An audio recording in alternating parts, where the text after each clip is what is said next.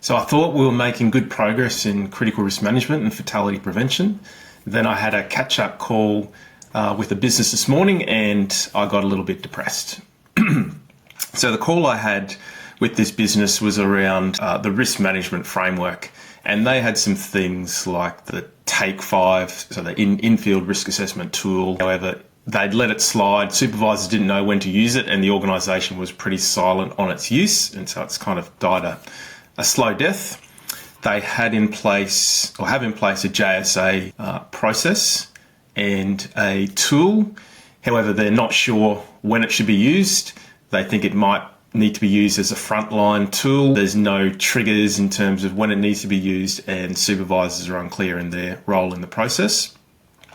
And also then we had a quick conversation around permits, and they said, well, hang on, we've got some prompt cards for things like critical risk, but we've got some permits as well, but we're not sure where this lives in relation to the risk management framework. And I sat back and was reflecting on the conversation, thinking, we do a lot of work top down in critical risk management, broad brush risk assessment, bow ties and things like that. But this call showed that at the fundamental basic level, at the control execution level, execution of things like the basic risk management processes, there's significant gaps. There's significant gaps in understanding, gaps in process application.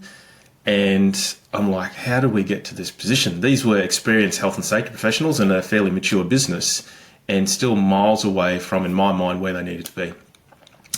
And more importantly, what do we need to do to fix this? Is this just a once-off, or is this representative across the industry or across businesses? And I don't normally drill down to that level, but potentially now I need to start doing it, because how do we stop it? Is it a training? Is it education? Is it the frameworks the business has in place? Is it the application of the frameworks? Or again, do we extend the critical risk management scope? So that was my realization today. A little bit disheartening, but I guess it is what it is. So really interested in other people's thoughts if you've come across this, and also what you think could be done or you are doing to help improve on this. All right, bye-bye.